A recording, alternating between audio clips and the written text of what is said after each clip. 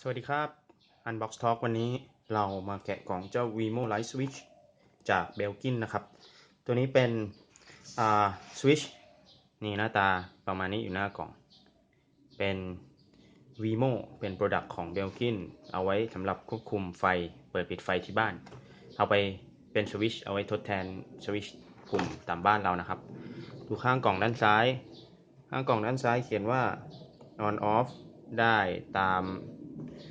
พระอาทิตย์ขึ้นพระอาทิตย์ตกนะครับแล้วก็ตั้งเวลา schedule ได้แล้วก็คอนโทรลผ่าน 3G 4G ผ่านมือถือได้สเปคคร่าวๆด้านข้างบอกว่าทำงานได้กับ Android แล้วก็ iPhone นะครับ Android 4.0 ขึ้นไปแล้วก็ iPhone 3GS ขึ้นไปแล้วก็ iPad ทุกรุ่นแพ็กเกจก็มีอะไรบ้างในแพ็กเกจตรงนี้เป็น Wi-Fi System Requirement ก็คือต้องมี Wi-Fi router ที่บ้านต่อ Wi-Fi router แล้วก็มือถือ Android หรือ iOS นะครับแล้วก็ support หลอดไฟถึง600 วัตต์ตัวนี้เป็นโมเดลของอเมริกา120โวลต์ AC แต่ว่าผมทดสอบแล้วเอามาใช้ที่บ้านเราได้220คือเขาเขียนไว้เพื่อขายที่อเมริกาเฉยแต่ตัว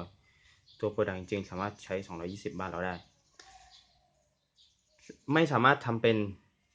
สวิตช์แบบ3ทางได้สวิตช์3ทางก็คือมีสวิตช์2ปุ่มนั่นเองเปิดปิดสลับกันไม่สามารถทำได้นะครับเป็นข้อเสียอย่างหนึ่งของเจ้าตัวนี้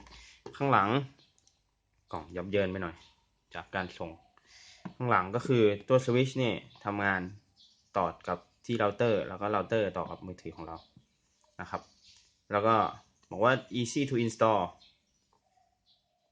สามารถ install ได้ด้วยตัวเองนะครับแต่ว่าถ้าเกิดว่าใครไม่มีความรู้ด้านไฟฟ้าก็เรียกช่างก็จะปลอดภัยกว่าเพราะว่าทำงานกับไฟฟ้าก็ค่อนข้างอันตรายก็เป็นเจ้าตัวนี้สามารถใช้ if this then that ได้นะครับแล้วก็ compatible กับตัวWemo Switch แล้วก็ Wemo Motion Sensor นี่รอบกล่องก็เดี๋ยวแกะดูข้างในกันดีกว่าว่าข้างในเป็นหน้าตาเป็นไง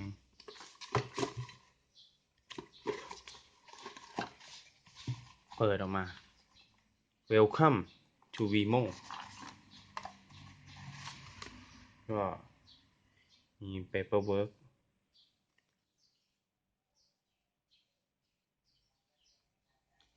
มีวิธีการวายสายก็คือตัว Wemo จะมีสายแล้วก็ต่อกับสวิตช์ที่บ้านก็จะมี instruction มาให้ว่าทำไงโหลดแอปแล้วก็ connect โอเคมาดูกันตัวสวิตช์ดีกว่าตัวสวิตช์หน้าตาเป็นอย่างนี้ค่อนข้างใหญ่เหมือนกันอันนี้เป็นกรอบสวิตช์คือเรียกได้ว่า1กรอบสวิตช์บ้านเรานี่ใส่สวิตช์เจ้าตัวนี้ได้ตัวเดียวบ้านเราบางทีอาจจะใส่ได้ถึง3นะครับมีไฟ LED เล็กๆตรงนี้ไว้ให้สัญญาณให้เรามองเห็นตอนกลางคืนแล้วก็มีไอตัวที่ต่อสายไฟมาให้เสียและในกล่องอันนี้เป็น information to user ไม่มีอะไรนะครับเป็น safety information ก็ได้โอเคลงไว้ข้างๆดูตัวสวิตช์เลยดีกว่าก็มี MAC address เพราะว่าเป็นตัวอุปกรณ์ที่ต่อ Wi-Fi นะครับ address มี warning follow instruction ทำตามคู่มืออย่างระมัดระวังในการติดตั้งนะครับแกะโอ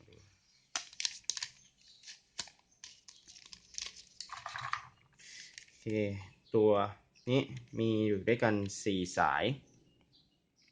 มี2 สายไปที่สวิตช์แล้วก็1 สายไปที่นิวตรอนแล้วก็1 สายไปที่กราวด์นะครับเป็นเบลกิน Made in China ใช้ Maximum Output ได้600 วัตต์นะครับนี่รายละเอียดแล้วก็มี Serial Number ของมันเวลากดก็จะมีเสียงคลิกคลิกคลิกคลิกคลิก Y ก็ไม่น่าจะยากเท่าไหร่ก็ถอดออกของเดิมออกมาแล้วก็นี้ใส่เข้าไปครับก็นี่คือตัว Wemo Light Switch ที่จะเอามาติดตั้งทำให้บ้านเราฉลาดขึ้นนิดนึงคอนโทรลไฟผ่าน Wi-Fi ได้แล้วก็มีแอปในมือถือแล้วเจ้าตัวนี้ยังฉลาดขึ้นมาอีกนิดสามารถต่อกับพวกSmart Home Hub ได้ต่อกับAmazon Echo ได้ด้วยสามารถสั่งงานผ่านเสียงได้ใครสนใจอยากซื้อมาเล่นก็ลองหากันได้ตามเว็บไซต์นะครับบ้านเราก็รู้สึกมีนำเข้ามาบ้างแต่ยังไม่ใช่เจ้าใหญ่ก็เป็นพวกฮิ้วมาซะส่วนใหญ่ครับ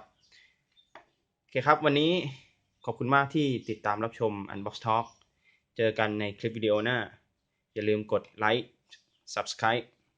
แล้วก็คอมเมนต์ถ้ามีคำถามอะไรนะครับวันนี้ขอบคุณครับ